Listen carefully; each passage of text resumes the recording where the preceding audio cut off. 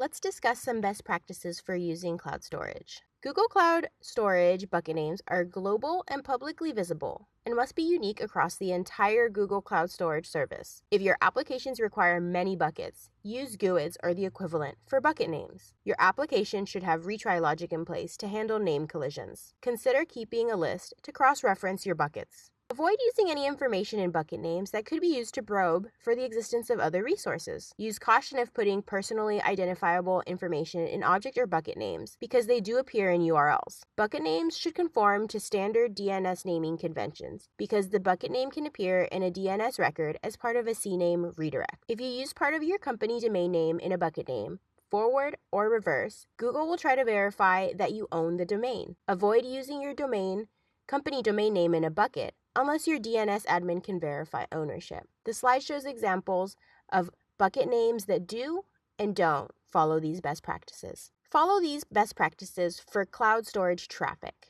Consider operations per second, bandwidth, how much data will be sent over what time frame, and cache control when designing your application with cloud storage. If you specify the cache control metadata on objects, read latency will be lowered on hot or frequently accessed objects. Use exponential backoff if you get an error. Design your application so that it minimizes spikes in traffic and spread updates out throughout the day. Google Storage has no upper bound on request rate, but for best performance when scaling to high request rates, follow the request rate and access distribution guidelines.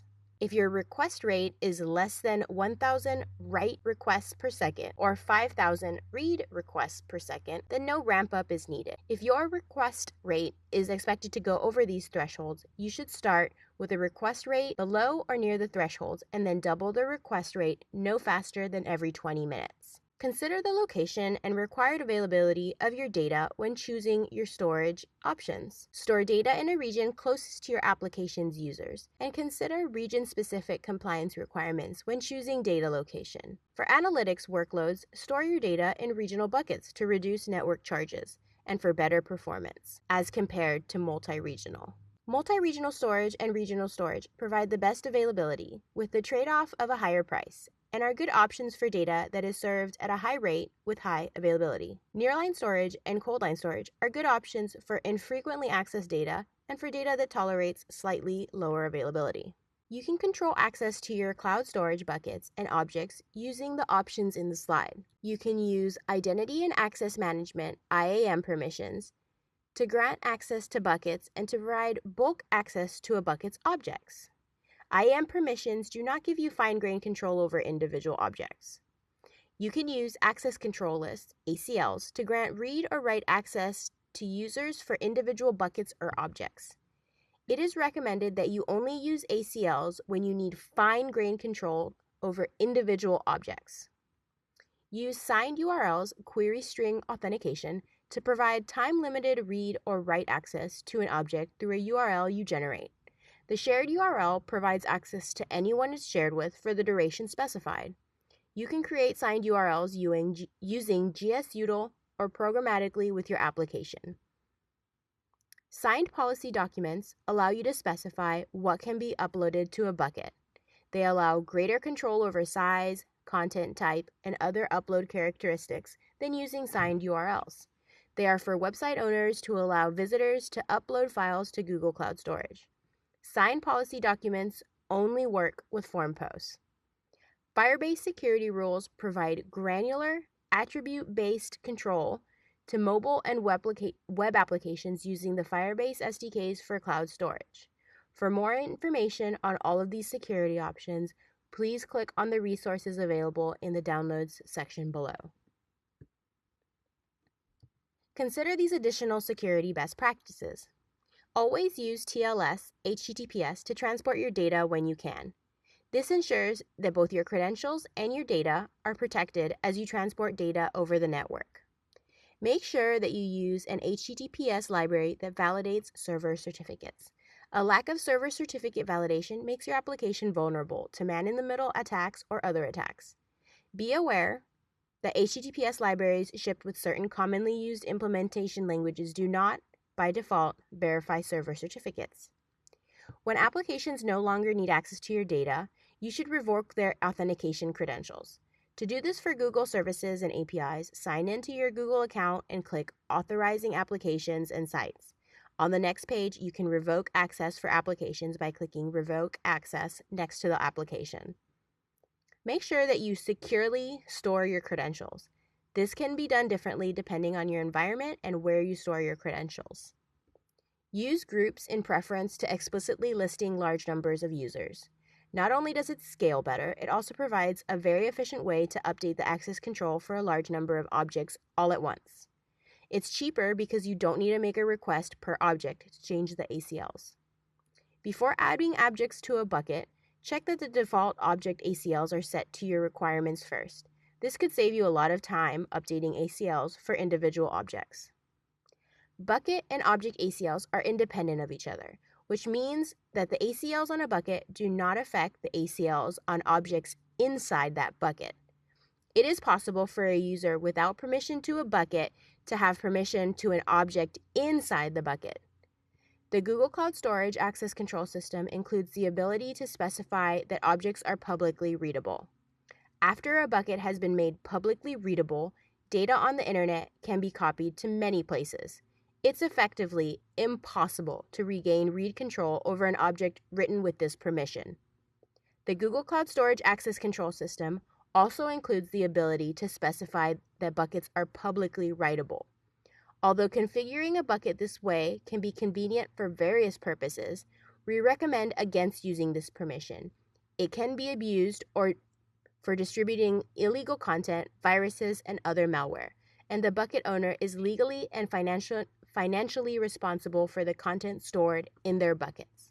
If you use XML HTTP request XHR callbacks to get progress updates and detect that progress has stalled, do not close and reopen the connection. Doing so creates a bad positive feedback loop during times of network congestion. When the network is congested, XHR callbacks can get backlogged behind the acknowledgement activity from the upload stream, and closing and reopening the connection when this happens uses more network capacity at exactly the time when you can least afford it. For upload traffic, set reasonably long timeouts. For a good end-user experience, you can set a client-side timer that updates the client status window with a message, such as network congestion, when your application hasn't received an XHR callback for a long time. Don't just close the connection and try again when this happens. If you use Google Compute Engine instances with processes that post to cloud storage to initiate a resumable upload, you should use Compute Engine instances in the same location as your cloud storage buckets. You can then use a GeoIP service to pick the Compute Engine region to which you route customer requests, which will help keep traffic localized to a geo region. For resumable uploads, the resumable session should stay in the region in which it was created. Doing so reduces cross-region traffic that arises when reading and writing the session state, which improves resumable upload performance. If you run gsutil-d to generate debugging output, it will include OAuth 2 refresh and access tokens in the output. Make sure to redact this information before sending this debug output to anyone during troubleshooting or tech support interactions. If you run gsutil-trace-token to send a trace directly to Google, sensitive information like OAuth 2 tokens and the content of any files accessed during the trace may be included in the content of the trace. Customer-supplied encryption key information in the .bodo configuration is security sensitive. The proxy configuration information in the .bodo configuration is security sensitive, especially if your proxy setup requires user and password information. Even if your proxy setup doesn't require user and password information, the host and port number for your proxy is often considered security sensitive. Protect access to your .bodo configuration file. If you are using gsutil from a production environment, use service account credentials instead of individual user account credentials. These credentials were designed for such use and protect you from losing access when an employee leaves your company. Data can be corrupted while it is uploaded to or downloaded from the cloud by noisy network links, memory errors on client or server computers or routers along the path, and by software bugs. Validate the data that you transfer to and from buckets by using either CRC32C or MD5 checksums. Google Cloud Storage supports server-side validation for uploads, but client-side validation is also a common approach.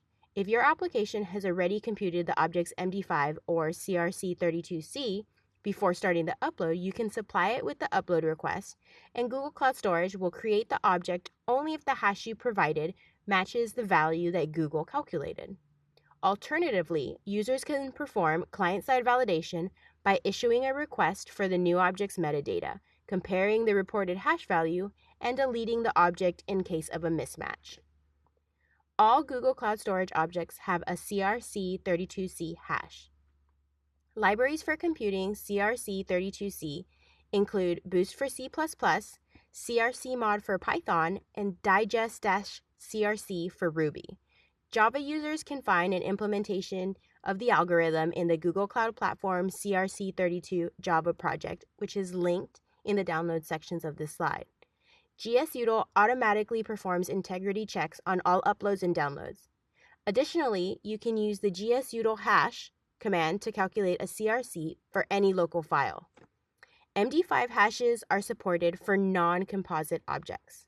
The MD5 hash only applies to a complete object, so it cannot be used to integrity check partial downloads caused by performing a range get.